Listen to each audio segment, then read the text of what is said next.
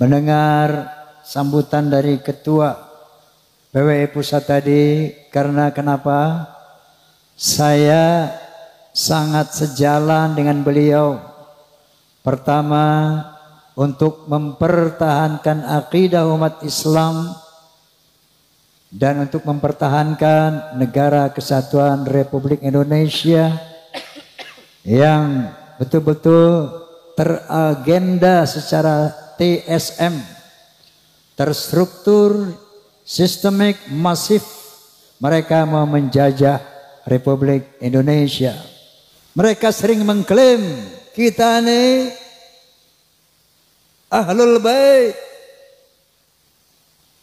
kita dibersihkan oleh Allah Subhanahu wa taala. Ternyata ini menjadi doktrin mereka selama ini. Kenapa mereka bisa berbuat maksiat seenaknya? Nah, kalau Ba'alawi gini hari yang udah sering ngaku-ngaku Ahlul Bait, lucu apa kocak? Syahadu an la ilaha illallah wa asyhadu anna Muhammadar Rasulullah, haqqul yaqin, Ba'alawi bukan turunan Nabi. Nanti insya Allah tanggal 27 Juli saya sediakan tempat saya, lapangan Soneta Records di Depok, untuk pelantikan PWI Jabodetabek. Saya ingin tunjukkan kepada bangsa Indonesia, kepada umat Islam Indonesia, kepada Ba'alawi, saya ada di PWI. Hadirin hadirat, saya bangga, bahagia mendengar sambutan dari Ketua PWI Pusat tadi, karena kenapa? Saya sangat sejalan dengan beliau. Pertama, untuk mempertahankan akidah umat Islam dan untuk mempertahankan negara kesatuan Republik Indonesia yang betul-betul teragenda secara TSM, terstruktur, sistemik, masif. Mereka mau menjajah Republik Indonesia. Oleh karena itu, keberadaan perjuangan Wali Songo Indonesia, Laskar Sabilillah, betul-betul ini izin dari Allah Subhanahu wa taala untuk menjaga akidah umat Islam Indonesia dan menjaga negara kesatuan Republik Indonesia. Amin Allahumma.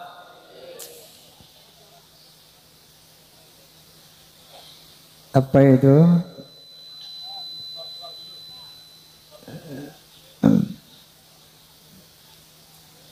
Baik, tadi sudah begitu jelas dan gamblang tujuan didirikannya PWI, dan saya rasa umat Islam bahkan bangsa Indonesia wajib mendukung PWI. Setuju? Allahu Akbar. Allahumma sholli ala Muhammad. Saya mau cerita, boleh? Kenapa saya sampai satu titik haqqul yaqin, Ba'alawi bukan turunan Nabi. Ini ceritanya panjang. Ketika saya berusia 20 tahun, waktu itu saya masih menjadi remaja masjid ya. Ada satu tabligh ceramah agama di Masjid Ar-Rahmah di Tebet Timur, Jakarta Selatan. Nanti kalau siapa yang ke Jakarta, cari Tebet Timur. Di situ ada Masjid Ar-Rahmah, masjid lama, masjid tua. Itu tempat saya nongkrong dulu masih remaja di situ. Nah, ketika ada sebuah ceramah agama di sana, adalah seorang habib tabligh dan saya mewakili pemuda masjid waktu itu. Tabligh ini, habib ini bilang begini, "Hei, kalau ada seorang habib, anak habib, dia mabuk-mabukan, dia berzina, dia berjudi, dia mencuri, jangan kata apa-apa." Ini orang Betawi nih habibnya nih. Ojo muni apa-apa.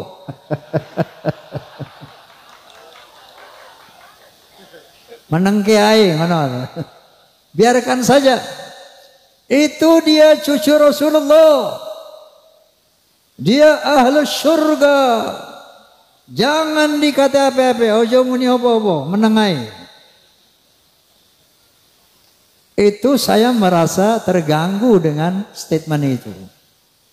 Waduh, ini kayaknya bertentangan dengan al-Islam. Maka ketika giliran saya naik, saya bicara, alafu bib, anak koreksi antum.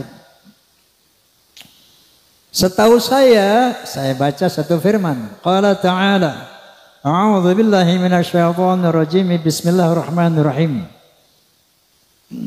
Ya ayuhan nas, inna khalaqnakum min dzakari wa untha wa ja'alnakum syu'uban wa qabaila lita'arafu. Inna akramakum 'indallah atqakum. Hai manusia, aku telah menciptakan kalian dari seorang laki dan perempuan. Dari sana aku jadikan kamu berbangsa-bangsa. Dari bangsa-bangsa itu aku jadikan kamu bersuku-suku. Contohnya Indonesia, bangsa Indonesia. Tidak kurang dari 700 suku lebih. Bayangkan. Ada Sunda, ada Jawa, Aceh, Padang, Batak, dan banyak lagi yang lainnya. Gimana bang? Apa perintah Allah? Lita'arafu, saling mengenallah. Lita'arafu, saling menghormatilah. Inna akramakum 'indallahi atqakum. Ketinggian derajatmu di sisi Allah bukan dari mana bangsamu, bukan dari tinggi berapa jabatanmu, bukan dari berapa banyak hartamu, tapi sebanyak apa takwamu kepada Allah Subhanahu wa ta'ala. Wa qala Nabi sallallahu alaihi wasallam, la fadla li 'arabiyyin 'ala ajamiyyin illa bi taqwa. Tidak ada kelebihan bangsa Arab dari yang bukan Arab kecuali takwa. Gitu Bib, saya bilang. Wa qala Nabi sallallahu alaihi wasallam aidan, al jannatu lil muttaqina walau kana 'abdan habasyian wan naru lil 'asina walau kana sayyidan quraisyan hasimiyan. Surga itu buat orang-orang yang bertakwa, walaupun dia budak dari bangsa Habsyi, dan neraka untuk orang-orang ahli maksiat, walaupun dia sayyid Bani Quraisy, Bani Hashim, yang ini keturunan Nabi semuanya. Bahkan Rasulullah mengatakan, "Lau anna Fatimah binti Muhammadin saraqat laqatta'tu yadaha." Seandainya Fatimah binti Muhammad mencuri, aku potong tangannya. Inilah al-Islam, dinul khalis. Rasulullah SAW adalah seorang nabi yang demokratis, tidak nepotis. Faham? Ini saya sampaikan. Ramai itu masjid malam itu. Wah, ini Bang Haji ini. Waktu itu saya sudah mengcounter mereka. Hati bukan mengantar. Mengapa? Mengadakan apa? Perbandingan seperti itu. Besoknya dipanggil saya, Gus, sama sesepuh Habib, yang notabene bapaknya juga. Hei Oma, ente ngomong apa semalam di masjid? Saya jelaskan bla bla bla bla. Habis ada Habib ngomong begini, maka saya jawab bla bla bla bla bla. Mohon koreksi Habib, saya bilang. Apa dia bilang? Yang ente katakan semuanya benar, nggak ada yang salah. Tapi tolong ucapan kayak gitu jangan disampaikan lagi kepada umat di mana-mana. Cukup di situ aja semalam aja. Kenapa, Bib? Agar tidak mengganggu ukhuwah Islamiyah. Ini astagfirullahalazim. Saat itu saya sempat berpikir mungkin benar juga ya. Dan saya lihat waktu itu belum terlalu berbahaya ini Abah Alwi ini. Oke, makanya saya terlenai di perut tuh. Sampai umur 78 tahun sekarang ini. Berapa tahun? Dari umur 20 sampai 78. 58 tahun saya pendam dalam perut kelakuan Mbak Alawi itu. Dan saya melihat dalam perjalanan saya ini. Saya dulu pemain musik di dua dunia. Pada satu malam minggu saya main band dengan lagu-lagu barat. Dan pada malam minggu lain saya nyanyi lagu-lagu orkes Melayu dengan lagu India. Tumpasai kayak gitu. Jadi yang saya tahu Habib dulu itu banyak tukang orkes. Pemain suling Habib, pemain mandolin Habib, pemain gitar Habib, yang joget Habib juga. Pada mabuk, joget mabuk. Ini gue cerita pengalaman, Beb. Pengalaman saya nggak mau kata orang enggak, yang saya alami. Nah, itu Habib yang dulu muda mabuk itu. Beberapa tahun yang lalu ketemu saya sudah bersorban, berjubah. Tapi masih mabuk. Wallahil azim. Tidak kata orang, ini semua yang ceritakan pengalaman saya. Pengalaman saya sendiri. Ente keren banget, Wi. Namanya ujungnya Wi. Nggak usah saya bilangin nama siapa. Wi, lo jadi ulama, Wi. Iya biasa dah. Kok mulut lo bau minuman sih, Wi? Emang apa? Gua minum masuk aja di air putih. Pengalaman saya dengan Habib ini. Satu saat, ini memang teman saya Habib melulu zaman dulu, zaman muda itu. Ya, saya main catur dengan seorang anak Habib yang diyakini waliullah. Bapaknya ini Habib Anu, nggak perlu saya sebut namanya, tapi populer di kalangan Habib. Habib Anu min jumlatil aulia. Saya nggak sebutkan namanya. Ini saya cerita kisah saya sendiri, saya nggak kata orang lain. Main catur nih. Gak lama azan asar. Allahu Akbar, Allahu Akbar. Saya bilang, hey Mat, namanya Mamat. Mat, sholat dulu ya azan tuh. Alah, ngapain sholat? Itu sholat bikinan njit gue. Tenang aja lo, gak ada apa-apa, gak usah sholat. Itu kelakuan mereka seperti itu.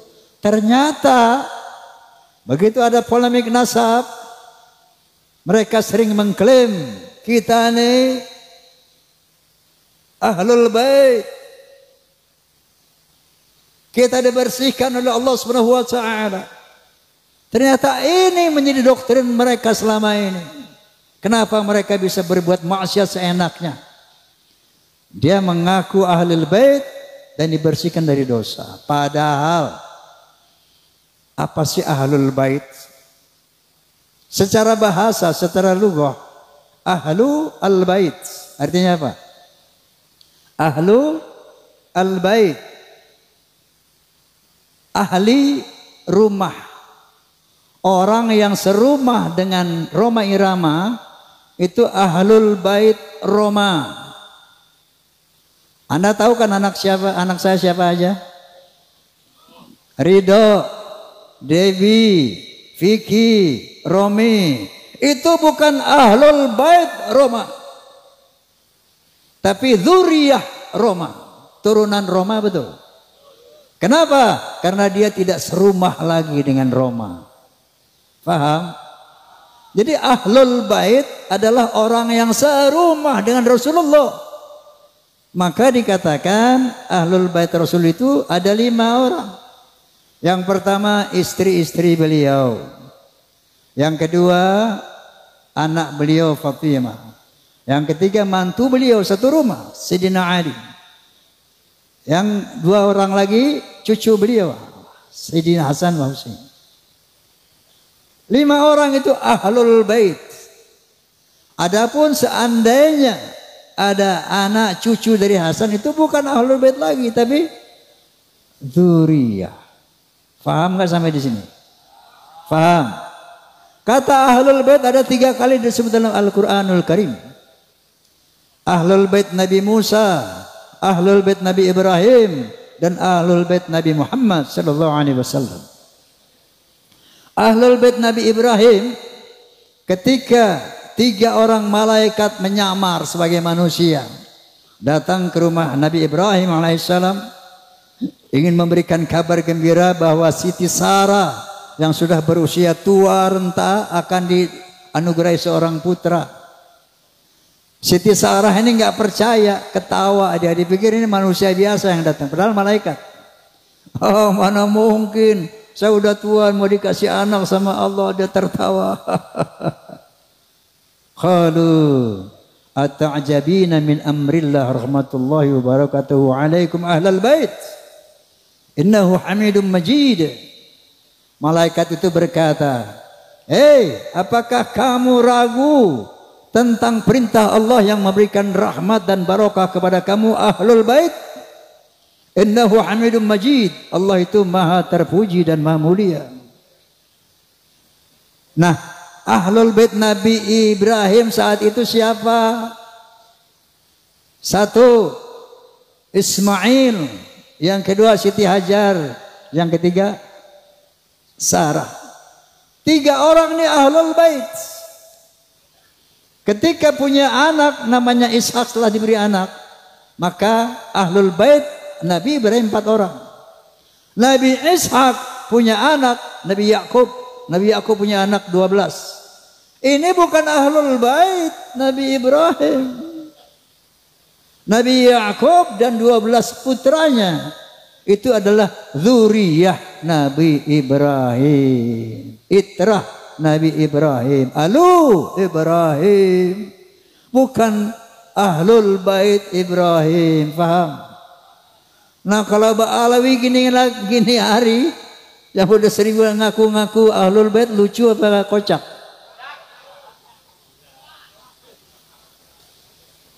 Ini memanipulasi Al-Quran. Makanya mereka berbuat sewenang-wenang karena di sana ada kalimat innama yuridullahu liyudhhiba ankum rijsa ahlal bait wal tahhirakum tathira. Sesungguhnya Allah akan membersihkan dosa-dosamu dan akan mensucikan kamu sesuci-sucinya wahai ahlul bait. Ini dia pegang.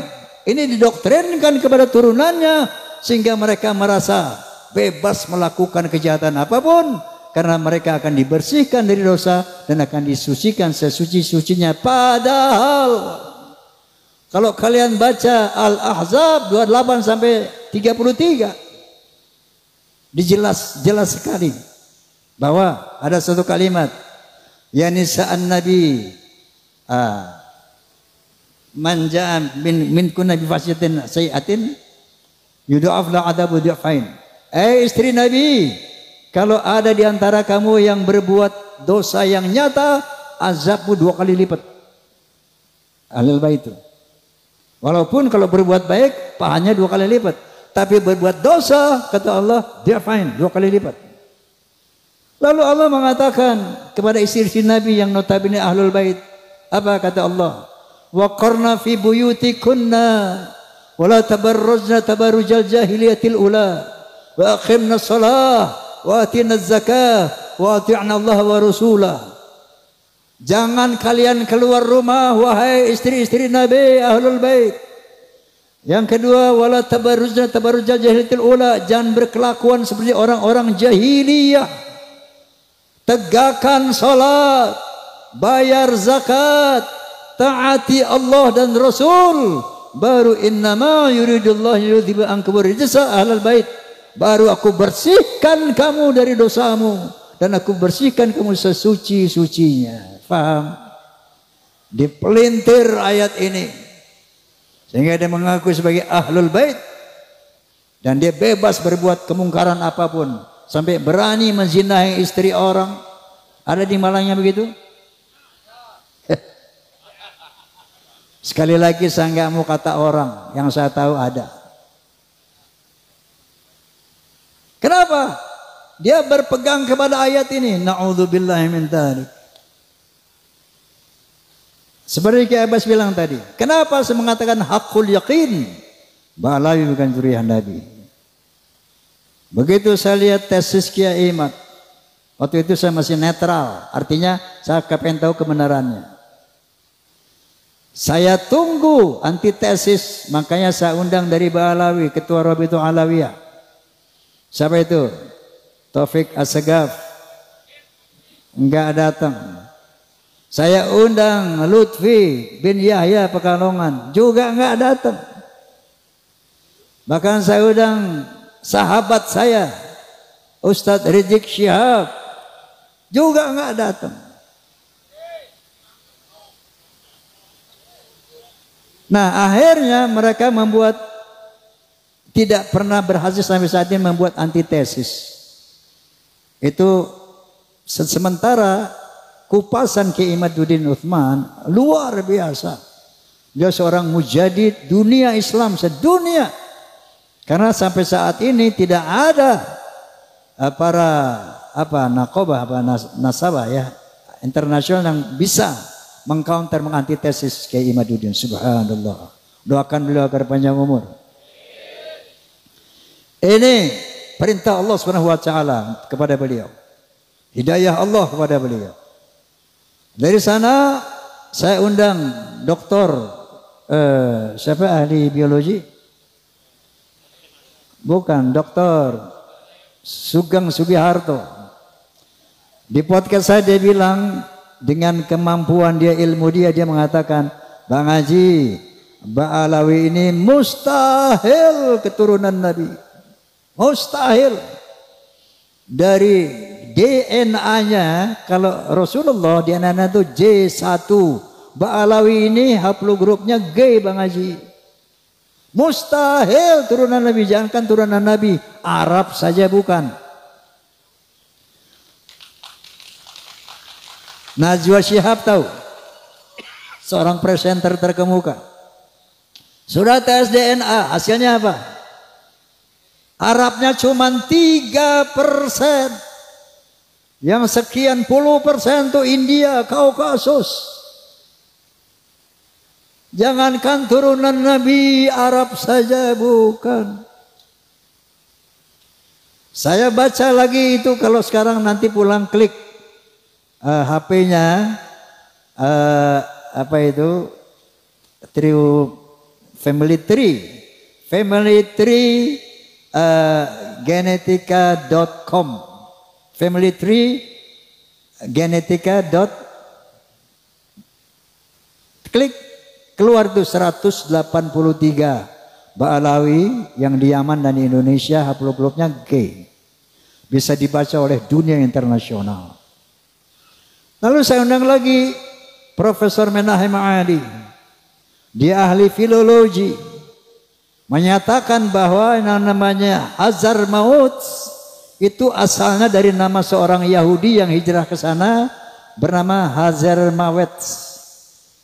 Hazar Mawet akhirnya menjadi nama Hadramaut. Nah mereka itu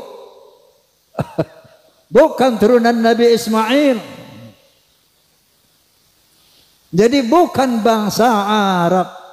Mustahil secara filologi Ba'alawi keturunan Nabi. Nah dengan rangkuman 3 disiplin ilmu inilah maka saya menyatakan di podcast saya, Bismillahirrahmanirrahim, asyhadu an la ilaha illallah wa asyhadu anna Muhammadar Rasulullah, haqqul yaqin, Ba'alawi bukan turunan Nabi.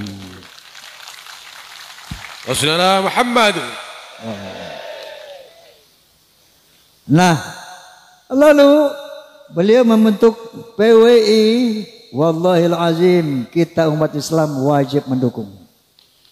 Wajib mendukung. Kenapa? Gerakan mereka untuk menguasai Indonesia ini terstruktur, masif, sistemik. Dengan pembuatan kuburan-kuburan palsu. Tujuannya itu apa? Untuk memberi kesan kepada bangsa Indonesia 10, 20, 50, 100 tahun yang lalu. Tuh lihat. bahwa Indonesia ini adalah milik Aulia Tarim. Lihat leluhur-leluhur kita ini, makam-makamnya di mana-mana. Yang kedua, mereka memalsukan atau mengklaim bahwa Wali Songo Ba'alawi, pahlawan-pahlawan Indonesia Ba'alawi. Diponegoro Habib, Imam Bonjol Habib, Tengku Umar Habib, semuanya diklaim Habib. Sampai-sampai Roma Irama mau dihabibkan juga. Lagi-lagi saya nggak kata orang. Satu Habib datang kepada saya telepon. Ini Habib ini sahabat saya. Bang Haji, ente tuh Habib. Nah terus, aneh tahu ente Habib ini. Ayo ke Rabito. Ente mesti bikin sertifikat. Atau sertifikat ente Habib ini. Ayo aneh anterin, kapan mau ke Rabito? Makanya Jenderal Sudirman di Habibin. Pokoknya di sini kalau ada orang punya nama, yang kaya punya nama, oh dia bisa dihabibin, hati-hati. Begitu cara mereka menebar pengaruhnya itu. Orang yang punya pengaruh yang besar, Habib, Habib, Habib. Dikasih aja stempelnya. Ada yang bayar 400 juta, 500 juta. Ente Bang Haji nggak usah bayar, gratis. Ini cara mereka. Ya. Kemudian gerakan politik, Masya Allah, luar biasa. Provokasi luar biasa. Sahabat saya itu, Rizik Syihab ini sahabat dari muda. Saya bersahabat sama dia. Tapi sekarang Masya Allah, megalomania.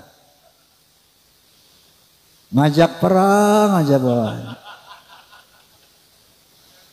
Asah golok, asah celurit, perang. Perang, revolusi. Memang tujuannya dia memang mau pengen jadi Khomeini di Indonesia. Itu cita-citanya. Hati-hati ya Allah, astagfirullahalazim. Orang kira ini ternyata kalau perjuangan ini tidak terorganisir,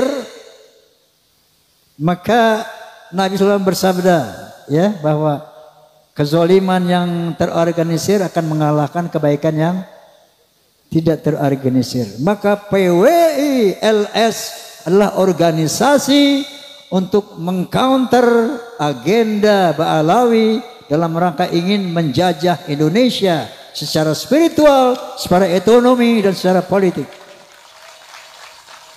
Maka hukumnya wajib kita dukung PWI. Paham? Paham?